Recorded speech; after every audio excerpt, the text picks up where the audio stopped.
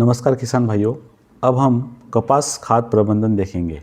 अब आमतौर पर कपास को सिफारिश जो की जाती है वह नाइट्रोजन प्रति हेक्टर 120 किलो, फास्फोरस 60 किलो और पोटैश 60 से 80 किलो है। इन दोनों फसलों के लिए कुछ किसान भाई सोचते हैं कि बीज एक ही स्थान पर रहेगा या दूसरी तरफ खाद गिरेगी, वो फसल को बराबर मिलेगी या नहीं। पौधे को फास्फोरस और पोटैश उर्वरक लगाने के तुरंत बाद फसल को नहीं मिलती है। यह घुल जाता है, अपना स्वरूप बदल देता है। 30 दिनों के बाद फसल बढ़ती रहती है, तब तक फसल की जड़ें भी उग आती है। तो अगर आप चारों ओर खाद डालते हो तो भी कपास को वो मिल ही जाता है। इसकी चिंता आप मत करें। तने के पास या जड़ों के नीचे खाद डालने से बचें।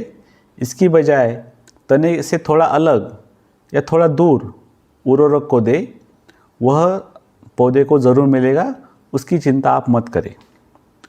अब संतुलन बहुत ज़रूरी है। Nitrogen, phosphorus, potash. मैं हमेशा आपको कहता हूँ कि हमें खाना है, पेट भरना है। इसके लिए अगर हमें रोटी, सब्जी, चावल ये 3 अगर परोसने होंगे तो हमें संतुलन उसमें बहुत ज़रूरी है। अगर आप ढेर सारी रोटियां या ढेर सारे चावल या थोड़ी सी सब्जी लेते हो या आधा कप उसमें लेते हो तो खाना ठीक नहीं रहेगा, आपका पेट नहीं भरेगा। फिर उसमें रोटी और चावल बचा रहेगा। वैसा ही NPK का है। आपने एक अन्य द्रव्य को कम और दूसरे को ज़्यादा दिया तो फसल के लिए वो शेष रहेगा या मिलेगा ही नहीं। तो आपका खर्चा वैसे भी बढ़ेगा और वो बर्बाद भी हो जाएगा। सब्ज़ी ज़्यादा परोसी जाए और आधी रोटी परोसी जाए और उसमें भी वो चावल कम परोसा जाए तो सब्ज़ी शेष रहेगी और उसमें भी रोटी और चावल कम पड़ेगी। इसलिए NPK, नाइट्रोजन, फास्फोरस, पोटैश का संतुलन कौन सी भी फसल हो उनके लिए वो महत्वपूर्ण है। वैसे ही जैसे ये लंबी अवधि के फसलों के बारे में है, इनमें से कपास, गन्ना या किसी अन्य फसलें जैसे लंबी अवधि के फसलों के लिए संतुलन बहुत ही महत्वपूर्ण है, जो वो 6-7 महीने से अधिक समय तक चलती है। तो अब कपास को हम कौन सी खाद डालें? सबसे पहले तो मैं यही कहूँगा कि आपको संतुलन बनाना ज़रूरी है। संतुलन के लिए आपके पास बाज़ार में विभिन्न प्रकार के उर्वरक के ग्रेड है। इसलिए मैं आपको 3 या 4 विकल्प देता हूं ताकि आप विभिन्न ग्रेडों के साथ जो कुछ भी देते हो उसे संतुलित कर सके। मान लीजिए अगर आप सिंगल सुपर फॉस्फेट देना चाहते हो तो आपको 20 किलो यूरिया और 20 किलो पोटैश के साथ 50 किलो सुपर फॉस्फेट मिलाकर देना चाहिए। मान लीजिए आपके पास सुपर फॉस्फेट नहीं है लेकिन DAP बाजार में उपलब्ध है तो ठीक है, कोई बात नहीं। फिर दूसरी खुराक के लिए 20 kilo DAP, 20 kilo urea, 20 kilo potash मिलाएं। मान लीजिए आपके पास 10-26-26 है तो 35 किलो 10-26-26 से आप 10 किलो यूरिया दे सकते हो। अगर आप 20-20-0-13 या 24-24-08 देना चाहते हो तो आप 50 किलो 20-20-0-13 को 10 किलो यूरिया 20 किलो पोटैश के साथ मिला सकते हो। अब आप इसमें पहली खुराक कब देनी है? आमतौर पर बुआई से 7-8 दिन पहले। यदि आप नालियाँ बना रहे हो तो 7-8 दिनों में की तो भी चलेगा। उर्वरक बुआई से 5-7 दिन पहले या 2 दिन पहले, 4 दिन पहले या बुआई से 7 दिन पहले, जब भी आप नालियाँ या लाइनें आपने खींची हो तो आप उसे दे सकते हो। सूखी मिट्टी में बिना बुआई के 1 महीने पहले यदि आप खाद डालते हो वह अच्छा नहीं रहता है। इसलिए जितना उर्वरक देने में या पहली खुराक देने में देरी होती है उसका प्रभाव सीधा उत्पादन पे होता है। इसलिए उर्वरक की पहली खुराक कपास में बोने से पहले या साथ में लगाएं। इसमें मैंने आपको 4 विकल्प बताए थे: सुपर फॉस्फेट प्लस यूरिया और पोटैश। केवल पहली खुराक में ही यूरिया न ले तो हमें क्या लेना चाहिए?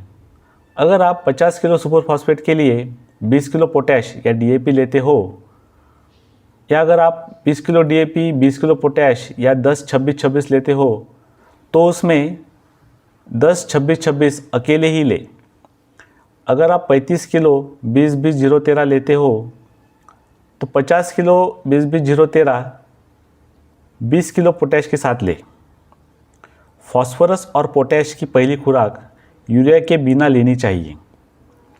बाद में दूसरी खुराक जो आमतौर पर रोपण के 20 दिन बाद होती है, इसमें मैंने आपको 4 विकल्प बताए थे, सुपर फॉस्फेट प्लस यूरिया और पोटैश। केवल पहली खुराक में ही यूरिया न ले तो उसमें क्या लेना चाहिए? अगर आप 50 किलो सुपर फॉस्फेट के लिए 20 किलो पोटैश या डीएपी लेते हो, अगर आप 20 किलो डीएपी 20 किलो पोटैश या 10-26 लेते हो तो 10-26-26 अकेला ले 35 किलो, या 20-20-0-13 लेते हो तो 50 किलो 20-20-0-13 20 किलो पोटैश के साथ ले। फॉस्फोरस और पोटैश की पहली खुराक यूरिया के बिना लेनी चाहिए। बाद में दूसरी खुराक जो है वो आमतौर पर रोपण के 20 दिन बाद देनी चाहिए। अब इस दूसरी खुराक में हालांकि आपको दिए गए विकल्प जो है वो समान अनुपात में होने चाहिए। मेरा मतलब है कि अगर आप सुपर फॉस्फेट देना चाहते हो तो 50 किलो सुपर फॉस्फेट और 20 किलो यूरिया और 20 किलो पोटैश दे। डीएपी देना चाहते हो तो 20 किलो डीएपी 20 किलो यूरिया और 20 किलो पोटैश दे। 10-26-26 देना चाहते हो तो 35 किलो 10-26-26 दे, 10-20 किलो यूरिया दे। 20-20-0-13 देना चाहते हो तो 50 किलो 20-20-0-13 10 किलो यूरिया और 20 किलो पोटैश दे। इन तीनों पोषक तत्वों का मिश्रण और इसके साथ आप 20 किलो सल्फर WDG यानी सल्फा बूस्ट दे सकते हो। और पहली या दूसरी खुराक में राइजर ग्रैन्यूल ले। यदि पहली खुराक में अगर नहीं दिया जाता है तो उसे दूसरी खुराक में भी आप दे सकते हो। 5 से 10 किलो आप राइजर जी दे सकते हो। अगर यह आप देते हो तो आपको बहुत लाभ दिखाई देगा। शुरुआत में बस 10 पंक्तियों में खाद डालें और 10 पंक्तियों के बाद राइजर जी को छोड़ दें। आपको अंत तक वही फर्क महसूस करोगे। तो 5-10 किलो राइजर जी और 10 किलो सल्फा बूस्ट जो कि आप दूसरी खुराक में दे सकते हो। अब हमने पहली और दूसरी खुराक में पी और के यानी फास्फोरस और पोटैश दिया है, तो यूरिया को तीसरी खुराक में ही दे तो भी काम चल जाएगा। आपको बस नाइट्रोजन चाहिए। तीसरी खुराक 40 दिनों के बाद देनी चाहिए। और आपके पास जो खुराक है वह यह है कि आपको नाइट्रोजन की कमी नहीं होनी चाहिए जहाँ फसल विकास की अवधि में है, यानी कपास विकास के चरण में है। तो केवल यूरिया ही आप प्रति एकड़ लगभग 40 किलो दे सकते हो। और यदि आपकी कपास बागवानी है और आपको उच्च उर्वरक यानी या खाद देना है तो चौथी खुराक आमतौर पर 60 दिनों के बाद होती है। इसमें भी मैंने जो ग्रेड मिक्स करने को कहा है, जो चौथी खुराक आप दूसरी खुराक की तरह बागवानी में दे सकते हो। यदि आपको अधिक उत्पादन करना है, कपास की स्थिति भी अच्छी है और अगर आपको 5वीं खुराक देनी है या देना चाहते हो तो वह आमतौर पर 80 दिनों के लिए यूरिया ही होती है। इस प्रकार शुष्क भूमि में आपको उर्वरक की कम से कम 3 खुराक अधिक बार समान रूप में देनी चाहिए। बागवानी में चाहने वाले 4-5 खुराक भी दे सकते हैं। फिर आप बीच बीच में 1 या 2 बार पी बूस्ट या के लिफ्ट को भी भिगो कर दे सकते हो, या उसे गोबर में मिला के भी दे सकते हो। इससे भी आपको बहुत ज़्यादा फायदा होगा।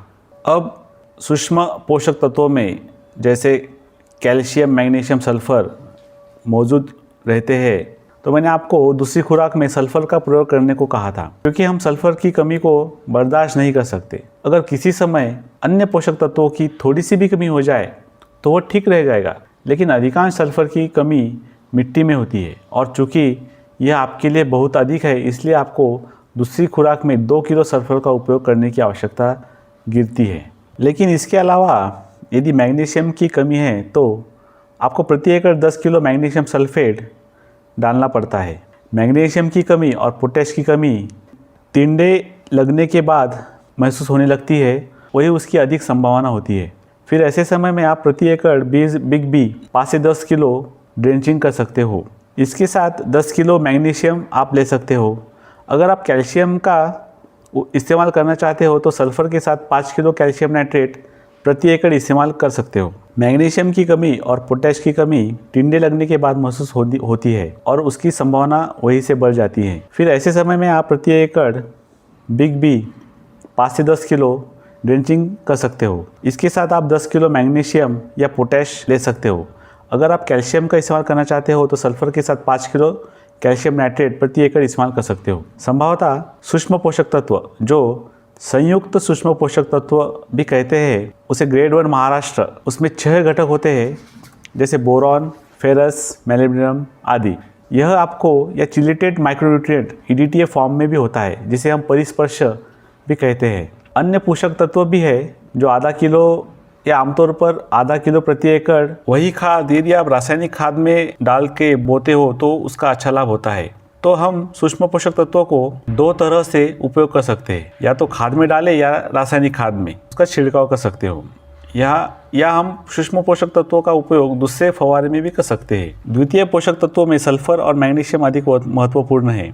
आपको यह भी बताया गया है कि इसका इस्तेमाल कैसे करना है। तो इस तरह से कपास का भी आप खाद्य प्रबंधन करते समय इस विधि का संतुलित तरीके से आवश्यकता अनुसार खाद्य प्रबंधन अगर करें तो इस पद्धति से आपको यकीनन फायदा होगा।